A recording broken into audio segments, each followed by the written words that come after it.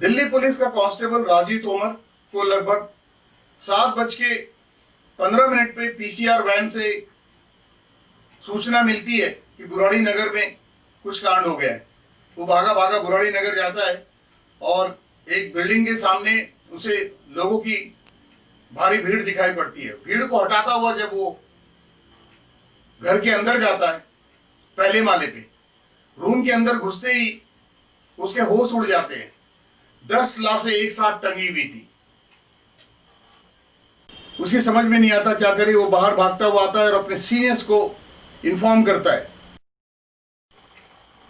Hello friends, मैं OP Singh.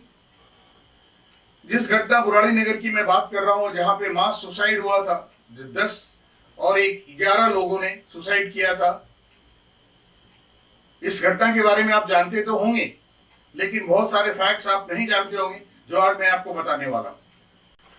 Gopal Singh चुंदावत, जो मूलतः राजस्थान का रहने वाला था और हरियाणा में 10 साल से रह रहा था, हरियाणा के टोहाना में, और वहां से वो शिफ्ट करता है दिल्ली, बुराड़ी नगर।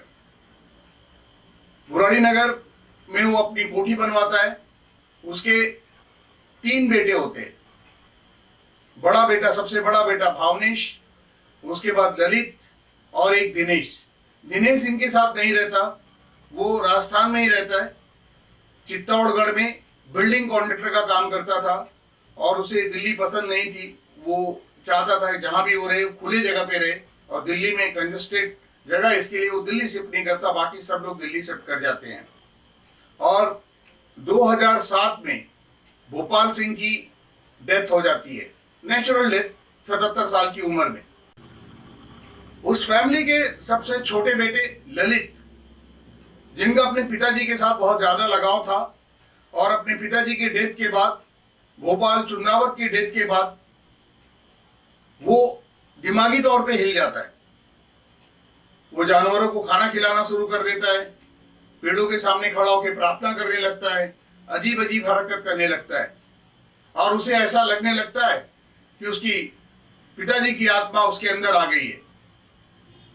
और इसी बीच एक घटना होती है जिसमें ललित के कुछ परिचित लोग, ललित का प्लाईवुड का बिजनेस था, उसके दुकान में ललित के साथ मारपीट करते हैं। ललित को प्लाईवुड की दुकान के अंदर धकेल दिया जाता है और दुकान में आग लगा देते हैं।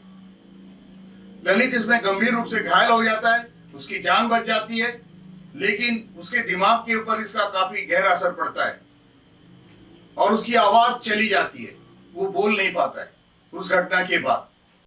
इसी बीच 30 जून 2018 को जो मोहल्ले के सीसीटीवी है, उसके फुटेज में ये देखा गया कि घर के औरतें 11 प्लास्टिक के स्टूल्स वो लेकर के आए, और इन लोगों ने कुछ 20 रोटी भी लेके आए।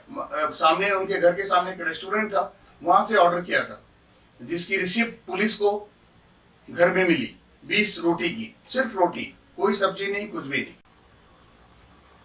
और उसकी डायरी में ये लिखा था, ललित की डायरी में, कि माँ सबको रोटी खिलाएगी। माँ मतलब नारायण देवी। इसके लिए रोटी मंगाए गए थे। और जिस दिन ये कांड हुआ, इसे आप क्राइम कह लीजिए, इसे आप पागलपन कह लीजिए, आप इसे मास सुसाइड कह लीजिए। जिस दिन ये सब कुछ पूर्व निश्चित था, और ललित ने सबको ऐसा बताया था, जैसा कि उसके डायरी में लिखा हुआ है कि कोई भी मरेगा नहीं, वो सबको बचा लेगा, सबको उतार लेगा। आइए मैं आपको बताता हूं कि उसने अपनी डायरी में एग्जैक्टली क्या लिखा था हिंदी में। अंतिम समय में आखिरी इच्छा की पूर्ति के वक्त आसमान हिलेगी, धरती कांपेगी।